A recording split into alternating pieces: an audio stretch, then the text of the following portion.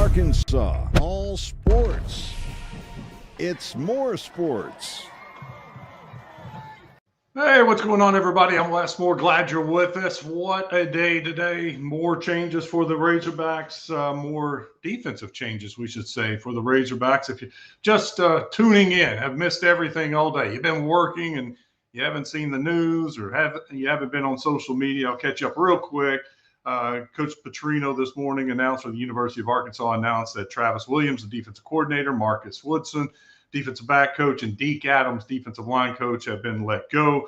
Chris Wilson, who was an assistant defensive line coach, moves up. He will be the defensive coordinator in the interim and will play the calls on the defensive side of things. Che Hendricks, who was a assistant secondary coach, moves up, and he will be coaching the defensive backs. So kind of the movements today as far as staff. They also had a press conference today. Hunter Yurachek and Bobby Petrino spoke with the media at noon today. It was about a 30-minute long press conference, and a lot of good things were said. You know, Coach Petrino addressed the defense and what he wants to see with making these changes, and it's pretty simple. Just want to get back to the principles, lining up right, tackling, and just really more energy and effort from the defensive side of the ball. Coach Petrino really wants and is making an emphasis. He knows he's getting an opportunity here to really audition for the head coaching spot in the future. And he knows, and Hunter said they got to re-energize the fan base, the program. And Hunter even said they got to embrace and adapt to the times of college athletics, even suggesting they needed to start a scouting department, that the department is there to keep an eye on players in college right now at all different levels. So Arkansas is prepared for when these players enter the portal, if and when they enter the portal. So they already have a scouting report on some of these players. I think that's an outstanding idea. Probably, honestly, something that should have been done about 3 years ago, but need to play a little catch up right there. Hunter Yurachek also says he wants to see, when looking at the rest of the season, dramatic improvement and effort on both sides, and just wants to see a competitive team. And we did not see that, obviously, Saturday against Notre Dame. But there was one thing that just really I have questions about, and I'm going to play that for you so that everybody knows about the clip that I'm talking about. You were at the board meeting, and I gave you some statistics where our head coach compensation, our assistant coach salary pool, our support staff salary pool, and our overall operating budget ranked towards the bottom of the Southeastern Conference. I think with that information, Coach Pittman did not have the resources he needed to appropriately compete in this conference right now. Okay, there you go. So I heard that right away. I'm listening to the press conference. I hear this, and I write it down. I'm like, did he really just say that? What is the point of saying that? Is he admitting that Pittman was a scapegoat, that Pittman didn't have what he needed to compete? And why not? Why didn't Pittman have the funds that he needs to compete, whether it's the assistant coach's salary base, the recruiting salary base, just the money needed to compete in the SEC to go after football players? Because we all remember the comment, the red light specials. Well, it was the truth, but why is it Arkansas is in that spot? Why is it Arkansas doesn't have the funds? But, that's really the past. I'm more concerned about the future. What is he going to do to make sure that's not a problem for the next head coach? Because if I'm a head coach and Arkansas comes calling and I hear that statement, then, of course, there's the Little Rock Touchdown Club statement where Arkansas can't compete for a national championship. Why do you want to go to Arkansas? What is being done to fix that so that the next head coach has the funds available to be successful in the SEC? That's all I'm really concerned about. I want to know the plan. How do you fix that to ensure that Arkansas has the funds to compete? Are you going to start spending more of the percentage of your budget and give it to football? Are you going out and raising money for football? Are you going out getting the naming rights so that you got more money to spend on football? A lot of questions, and with the head coach now position open, and you got to find somebody that wants to come to Arkansas, you got to have the funds. That's the number one issue. Find a way to get the funds available to make this an attractive job, or we're going to be right back where we are in 4 years. You got to find a candidate. And maybe that's it. Finding a candidate that gets the fan base, the donors really excited. Try to pull off another Calipari. Swing for the fences, go get a big name, get everybody excited, bring in all the money. So then all of a sudden you have more money to spend on football. Very difficult task. But that's why he's the athletic director, and that's why he's got to figure this out. I want to bring in Blake Kern, former Razorback tight end. He joins us now. He was at the game. Blake, it's been a wild weekend, a ton of news, and it all started with the game, and you were at the game. As a former Razorback, a guy who loves the state, loves the Razorback program, what was Saturday like for you? Well, like we talked about it whenever I came on, me and you just talking, that unbelievable crowd, unbelievable atmosphere. You show up to the game and packed sellout crowd, and you think it's going to be special. Felt special. Got a little jittery. The flyover, national anthem, running out the A. All the stars were aligning for it to be a great day, and it just didn't happen.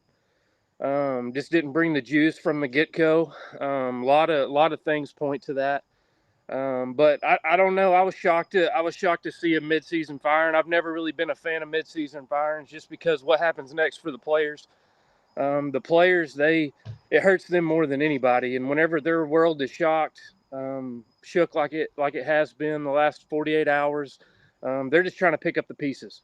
Bobby, he knows that. He knows he's got a tall task at hand. But just as a Razorback fan, I was disappointed. Obviously, traveling that far and seeing all the people that were riled up for the game. It was a raucous crowd, sold out, 76,000 plus. The setting was right, and it just didn't deliver. And everybody just kind of left with a bad taste in their mouth.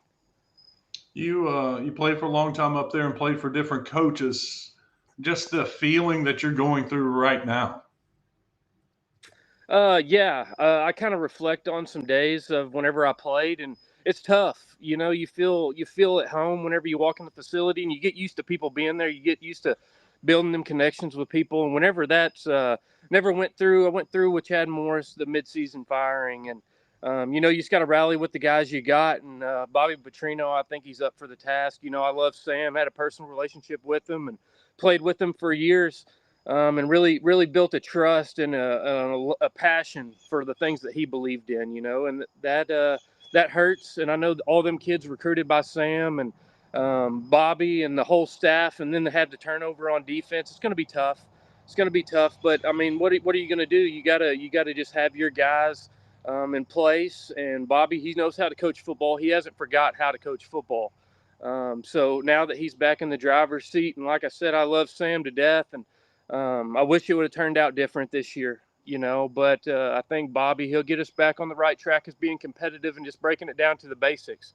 And he said that in his press conference, and that's going to be huge moving forward just to keep our team intact. As we go through the rough schedule in the SEC, we got to stay together, and Bobby knows that. When you hear what Hunter Yurchek said earlier about not having the resources to compete in the SEC, and you're a Sam Pittman guy, yeah, how'd that make you feel? Well, I mean, I think that's kind of the going word right now is you just got to compete. If that's money wise, I don't know that side of the game, but I know it's a huge draw on NIL nowadays, and I didn't go through it as a player. But I mean, whenever you're trying to put a price tag on a team or trying to be successful, what 7 wins cost you? What's 10 wins cost you? Is that just a ballpark number? Wes, I don't know. I'm not familiar enough with it, but you got to adapt and change, and you got to give your guys the ample resources to get the job done. And if you're not, you're doing them a disservice, So I don't know. I think moving forward as the University of Arkansas, we have the potential to go out there and make a big hire, like a Calipari hire. But I just don't know what that looks like as far as what the turnover will be, as far as staff goes, or if it's just complete rebuild and just we got to figure it out, Take us inside when there is a change, a mid-season change. What's that like for the locker room, for a player? What are they going through? Yeah, so like I said, personal experience is all I can draw from, but you're shocked. It doesn't hurt anybody more in this state than the players after a loss, and then for the change to happen and not knowing, and then Bobby's just got to rally the troops. That's really all there is to it, because the season can get bad if we don't. Bobby will keep us competitive, and the players just have to stay together. That's all they can do. What do you want to see out of the team the rest of the way? Well, obviously, first 2 games of the year, we feel really good about our offense. Knew we were going to lack on defense a little bit, but Taylor Green in his second year, I think he showed some hope early on in the season. And as the Memphis game, and then the Notre Dame game, he's just noticeably struggled. And I don't know what that is.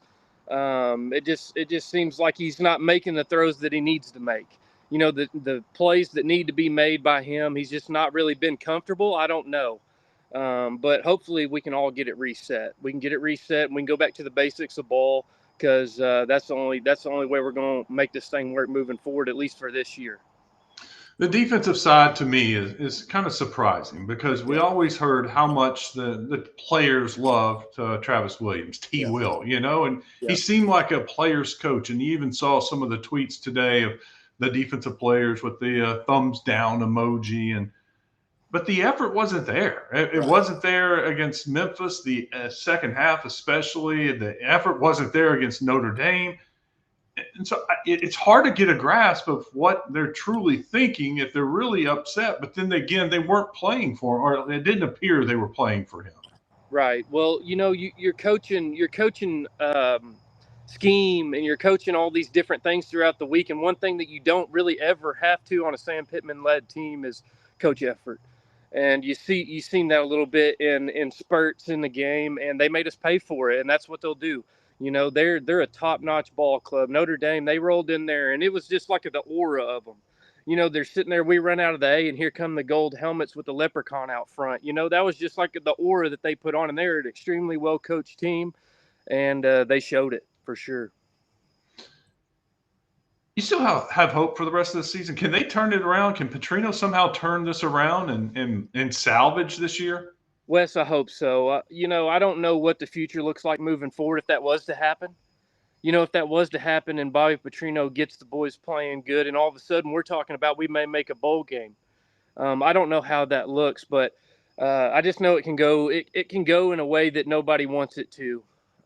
If it's very, very fragile, Well, it is, because this is now 3 losses in a row. But you go back just a couple of weeks ago, they're in Oxford with the ball right around the 20 with a chance to win the game. And now you look at Ole Miss, and they've rattled off some wins. They're a top 5 team. Yeah. That's a good team. And Arkansas had them on the ropes. How does Arkansas get that team back? Can they get that team back?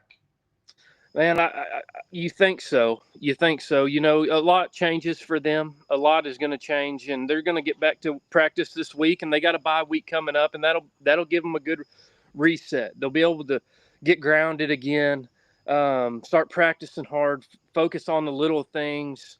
But, Bobby's just going to run it pretty much like Sam would, I would say. Temperament and his involvement. I don't know how it looks on the defensive side. With the defensive coordinator going by the wayside, but the offensive side is still going to be steady, I would say. We have to continue to run the ball. Taylor Green has to play well for us to have a chance of beating anybody. So just moving forward, that's what I'm excited about. I hope that Bobby can withstand the storm. I really do. But I just don't know what the Razorback football team looks like 2 weeks from now, let alone at the end of the year. I don't know. Were you surprised by the news Sunday? I was hurt. And I've been listening to a lot of radio and people calling in, and they say you kind of got to put your tinfoil hat on, and you turn it on the radio, and everybody's just kind of throwing out all these conspiracies about the biggest name, the biggest hire in college football could come to Fayetteville, and nobody really knows right now. As a fan base, I'd say we need to focus on getting behind the team, because they need us. They need us bad. But I don't know moving forward what it'll be like, What will you remember Coach Pittman for, especially since you played for him?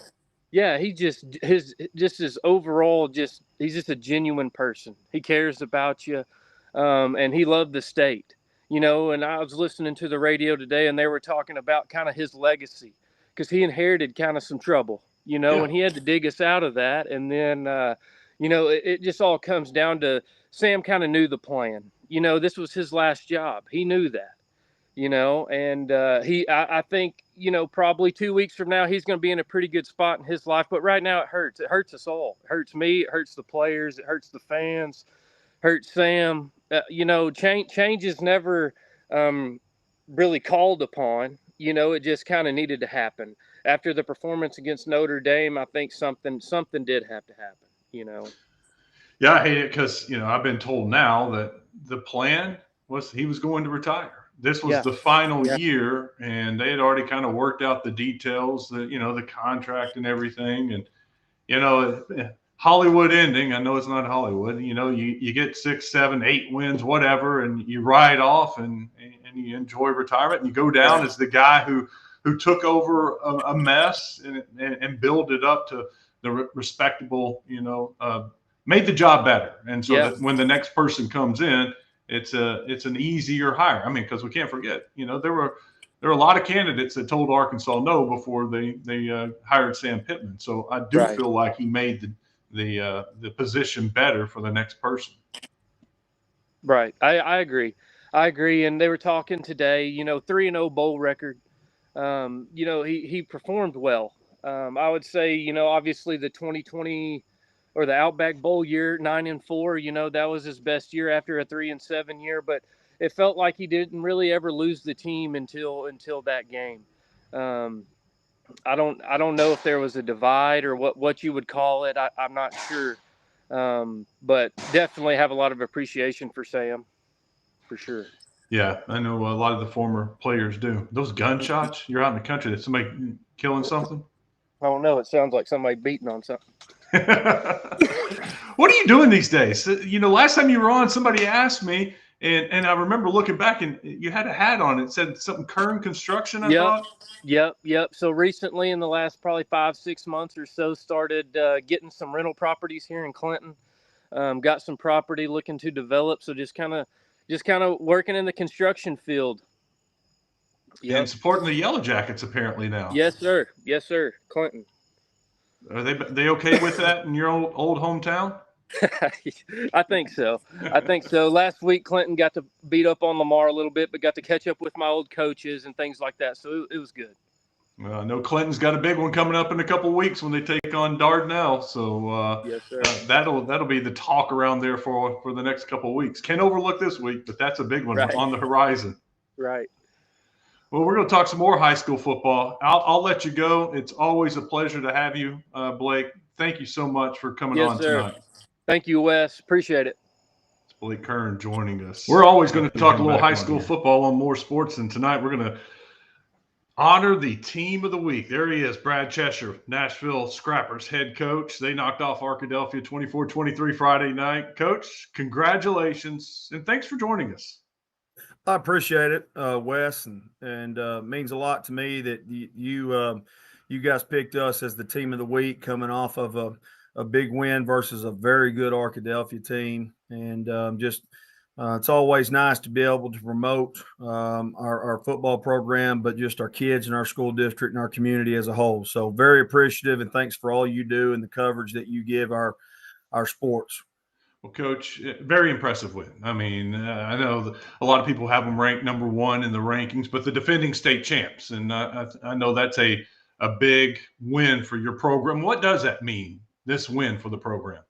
It's huge. Obviously, you got to give a lot of credit to Coach Shucker and his bunch, because they do have a really good football team with a lot of good returning starters off last year's state championship team. And, the last 4 years, it's been a mercy rule, and it has not gone our way. And so just the fact that our kids continue to buy into the standard and continue to fight every single day. Our dudes have faced a lot of adversity over the last few weeks, and just to be able to overcome that has been it's been a joy to watch and to be a part of. But obviously it gives us a little confidence as we get, moving forward into the conference play. And, obviously now our our job now is to make sure that we continue to grow and continue to improve and get better every week, because, we still have 6 conference games left, and there's not a game that that you can take lightly. And so we've got to continue to stay humble and continue to grow and continue to do what we're doing and be disciplined, and not let any not let any of those enemies of greatness get in the way of what we're trying to do. Just understand who we are and what we're doing, and just continue to grow. But again, extremely proud of this team, especially our seniors, because they've, I'm their 3rd head coach in 3 years. And so, really excited for them, and for them to, their faces Friday night lit up, and was very excited for them, and just to be able to enjoy that. But we're at a point now, we've got to move on. I told our coaches Sunday, and told our kids, that this can't be the most exciting moment of the season. We've got to have more exciting moments in November and hopefully December. And so we've got to move on and continue to grow and continue to improve. Coach, all right, let's look back at it one last time, though. How did y'all get it done? What were some of the key moments in that game to win 24-23? It was a nail biter. Well, we knew going into it that they had a very good defense, and so did we. I really expected a low-scoring game. I knew that we would have to play very well to be able to move the football on that very good defense that they have, led by Coach Kaiser, who I have a ton of respect for and just continues to do a good job with those guys. But defensively, we played really, really well. We forced 3 turnovers, 2 of which were touchdowns. We had 2 defensive touchdowns, a pick 6, and then a scoop and score. We only allowed 2 explosive plays, but we were able to get the quarterback, who Bryson McCoy, who's a really good quarterback, really has a really good arm. We were able to get him off the spot quite a bit and force some incompletions and get a couple turnover on downs. But I knew we were going to have to play really good defense to give us a chance. We needed to be able to get our offense the ball in good field position. Offensively, if you would have told me that we were going to have 200 rushing yards and throw for 108 yards, I would have told you that, I'm not sure I would have taken that. I don't know if and nothing against our kids. It was just the fact that RKW's defense was so good, and so disciplined in what they did. We have a good offense and we have a good football team. So, but it had everything to do with RKW's defense. But, we had 307 total yards, which was good. We had a lot of explosive plays offensively. But we struggled in the red zone offensively. There was 2 or 3 times we had 1st and goal going in, and we had turnover on downs, but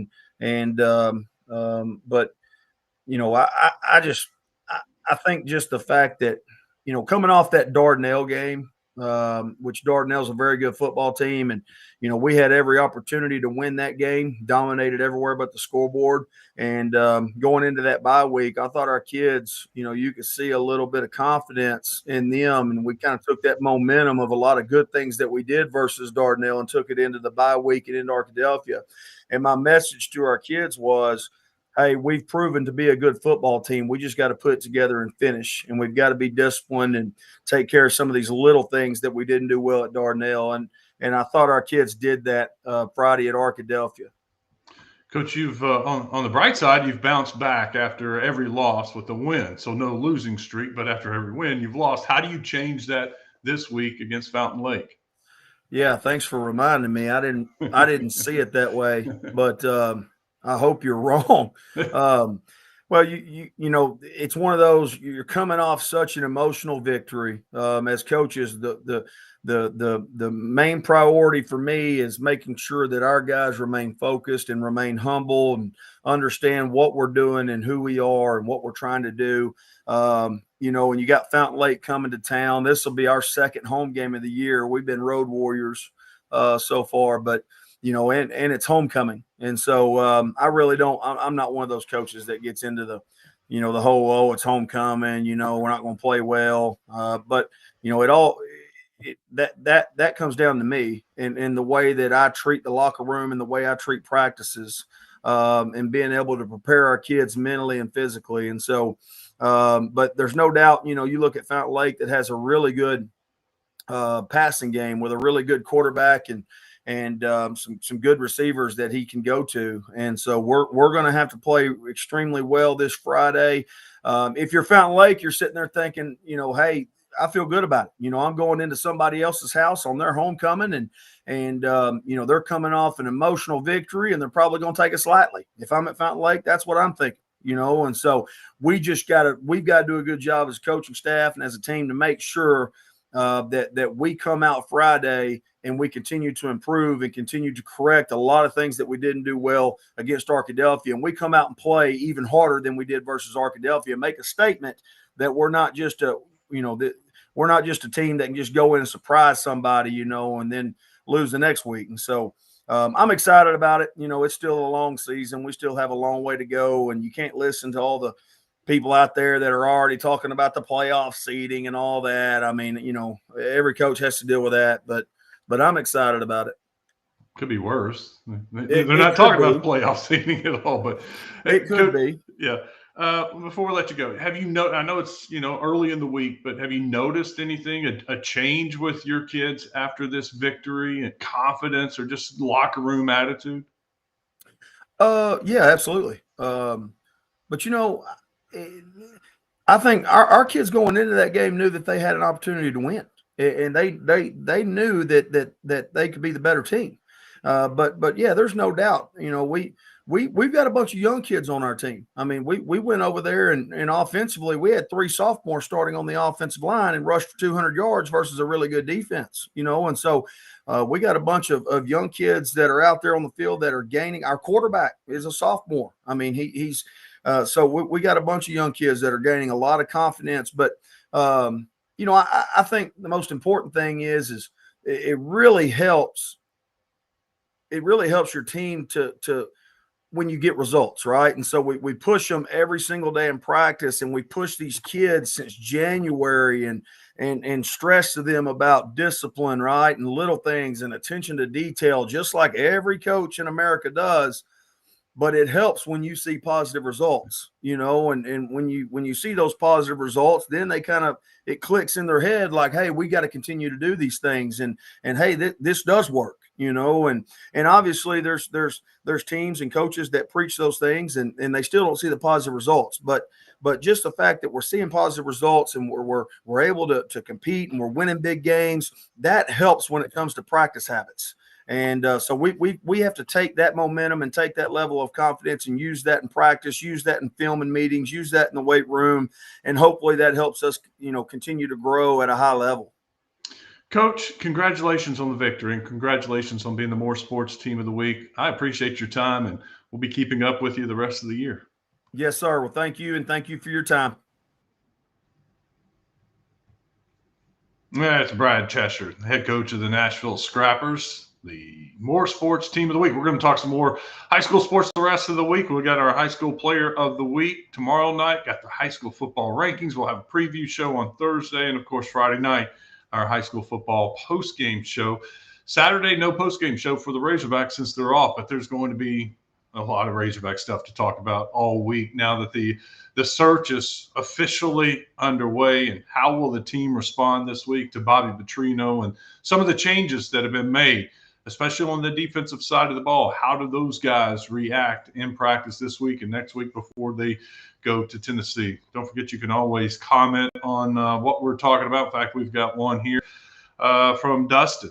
Dustin wants to know, whose fault is it that Coach Pittman didn't have the funds? Because that person needs to be fired. I feel bad for Coach Pittman. It seems like he was set up for failure from the beginning. And Dustin, it does appear that way. You can argue that if Coach Pittman moved the needle a little bit more for some of the fan base, that maybe they would have had more money. Maybe they would have had more donations. And that's the argument for making this move, that the next head coach will get the fan base inspired. There are those out there that didn't feel like Coach Pittman, no matter how much money he had, would be good enough to win in the SEC. That may be part of the reason. But to answer your question, it's the athletic director. That's who's supposed to be getting money, raising money for the department. And you look out there, and there's a big question. Why is Razorback Stadium not have a sponsor right now? Why are they having to go outside and find a sponsor for, and that's millions of dollars we're talking about that's being left on the table right now. And that's a source of revenue. And we know how desperate they are to find revenue streams right now. And there's a big one right there on the stadium that hasn't been sold. So, yeah, Hunter Yurachek's going to get some criticism. He's getting criticism for what he said at the Little Rock Touchdown Club. He's getting criticism for trying to explain himself at the Board of Trustees meeting last Friday. And I thought Matt Jones with the Arkansas Democrat Gazette, WholeHogSports.com, had a very good question to Hunter Yurachek today. And that's when he responded that, look, you were given those numbers, and Arkansas ranks near the bottom of the SEC for their head coach pool, the assistant coaches pool, the recruiting budget pool. There are a lot of things where Arkansas ranks when it comes to money. And my experience, you usually get what you pay for. And it doesn't matter what we're talking about. In Arkansas, they're not spending a lot, so why should you expect a whole lot? That's where things have got to change. And that's my whole problem with what he said. I know the past is the past, but what are you doing now? What are you doing to fix that so Arkansas is not near the bottom of the SEC in all those categories? How can you raise that money to get the resources needed for the next head coach so that we're not here 4 years from now, 5 years from now, doing the same thing over and over and over again? Thank you for that question, Dustin. While you're watching over on YouTube, be sure to hit that subscribe button. That way you'll know when the next More Sports video comes out. We'll have another video for you tomorrow night. That's going to do it. Be sure to join us. We'll have more sports tomorrow night.